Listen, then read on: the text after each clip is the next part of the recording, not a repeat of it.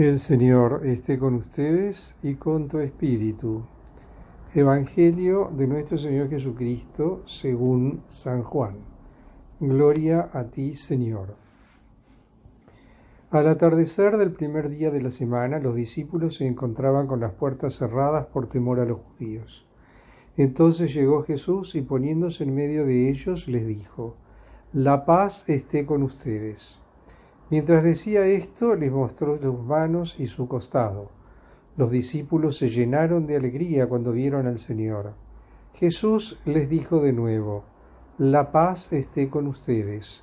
Como el Padre me envió a mí, yo también los envío a ustedes. Al decirles esto, sopló sobre ellos y añadió: Reciban el Espíritu Santo. Los pecados serán perdonados a los que ustedes se los perdonen, y serán retenidos a los que ustedes se los retengan. Palabra del Señor. Gloria a ti, Señor Jesús. Hemos llegado así a nuestra gran solemnidad de Pentecostés. También antiguamente se la llamaba la Pascua Roja, porque en este día el sacerdote usa ornamentos rojos para representar la efusión del Espíritu y la venida del Espíritu Santo sobre los apóstoles y la Virgen María reunidos en el cenáculo en forma de lenguas de fuego. Con esta solemnidad de Pentecostés también cerramos el tiempo de Pascua, estos 50 días a lo largo de los cuales nos hemos ido adentrando en el misterio pascual y en el sentido y el significado que tiene el misterio pascual para la vida del creyente. Y este domingo recordamos aquel día hace casi 2000 años atrás, cuando el Espíritu Santo desciende, enviado por el Padre, sobre la comunidad primitiva, sobre esa primitiva iglesia, sobre esos hombres temerosos que estaban en oración, que tenían miedo de salir, de anunciar, y el Espíritu se infunde en ellos, y a partir de ese momento comienzan a actuar de una manera distinta.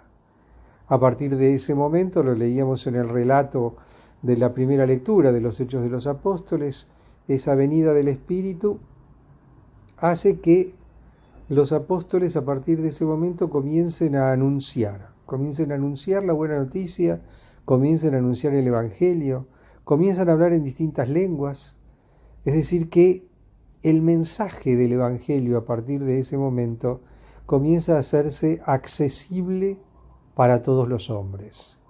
Hablan en distintas lenguas, se expresan de distintas maneras, los entienden, el mensaje comienza a difundirse. Y esa es la finalidad del mensaje del Evangelio.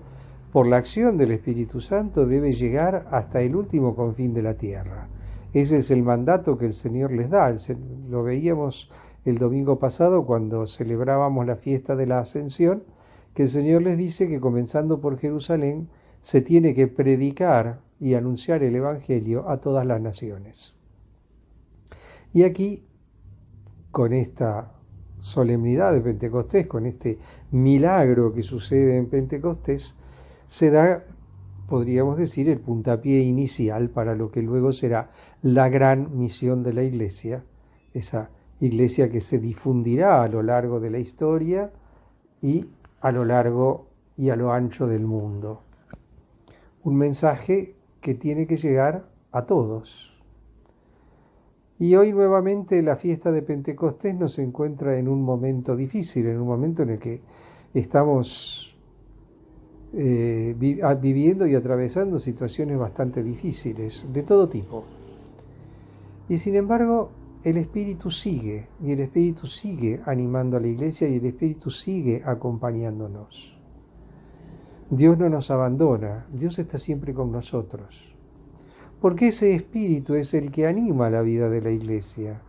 Ese Espíritu es el que se manifiesta a través de los sacramentos de la Iglesia, por el ministerio de los sacerdotes, y que nos trae la palabra de Dios, nos trae el sacramento de la Eucaristía, nos trae los demás sacramentos.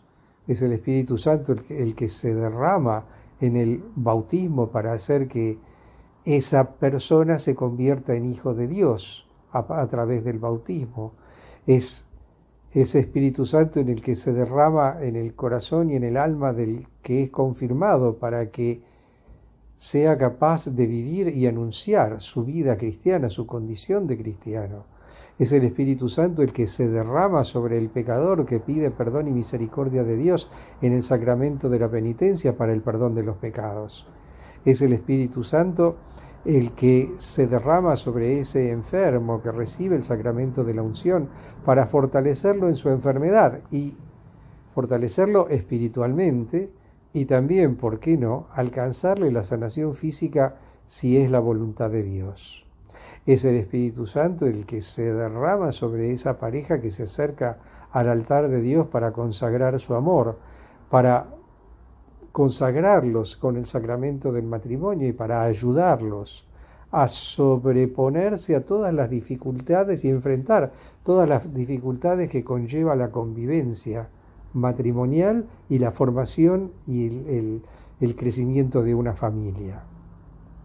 Es el Espíritu Santo el que se posa sobre ese hombre que se arrodilla ante Dios y ante la persona de su obispo cuando recibe el sacramento de la ordenación. Es ese Espíritu Santo el que se derrama sobre el pan y el vino durante la celebración de la Santa Misa para que ese pan deje de ser pan y pase a ser cuerpo de Cristo y ese vino deje de ser vino y pase a ser sangre de Cristo.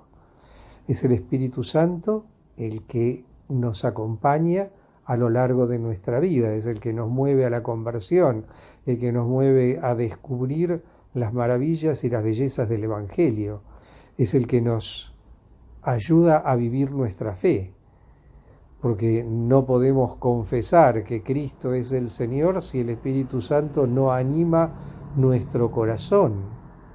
No podemos reconocer en las especies consagradas la presencia real de Cristo en la Eucaristía si no es el Espíritu Santo el que nos anima y el que nos fortalece para que podamos dar testimonio de nuestra fe. El Espíritu que nos acompaña, que nos guía, que nos ayuda a conocer la verdad. El Espíritu que nos fortalece y nos confirma en la verdad. El Espíritu que nos ayuda a mantenernos fieles a esa verdad de Cristo el Señor, a esa verdad anunciada anunciada a través de los siglos, esa verdad que ha anunciado la Iglesia desde hace 2000 años. Esa verdad que la tenemos compendiada en la doctrina de la Iglesia. Esa verdad que se manifestó en la Sagrada Escritura, que se manifiesta a través de la tradición de la Iglesia, que se conserva a través de la tradición de la Iglesia y que se confirma también a través del magisterio de la Iglesia. Por eso que tenemos que ser fieles a esa verdad, siendo fieles a la doctrina, a la verdadera y única doctrina de la Iglesia, aunque a veces escuchemos cantos de sirena que pretenden llevarnos para otro lado. Entendamos que cuando hay divisiones, cuando se provocan divisiones, el espíritu es un espíritu de unidad. Por consiguiente, cuando se provocan divisiones, eso no proviene del Espíritu Santo. Por más que lo querramos disfrazar, que lo querramos pintar muy lindo, pero de ninguna manera podemos decir que ahí está el Espíritu Santo. El Espíritu Santo es lo que nos sostiene en la unidad también, y principalmente. Pero la unidad en la verdad, esa verdad que se mantiene y se sostiene desde hace siglos, y que no podemos cambiar, porque la verdad no se la puede cambiar. Y la verdad sigue siendo una y única, aunque sean pocos la que la sostengan, porque como ya lo hemos dicho más de una vez, la verdad no es plebiscitaria. Aunque pocos sostengan la verdad, sigue siendo verdad. Y que aunque muchos proclamen el error, no así el error se va a convertir en una verdad. Pidamos al Señor que nos asista con la luz y con la guía del Espíritu Santo para mantenernos fieles al Evangelio, fieles a la verdad y fieles a la verdadera y única doctrina de la Iglesia. Alabado sea Jesucristo, por siempre sea bendito y alabado.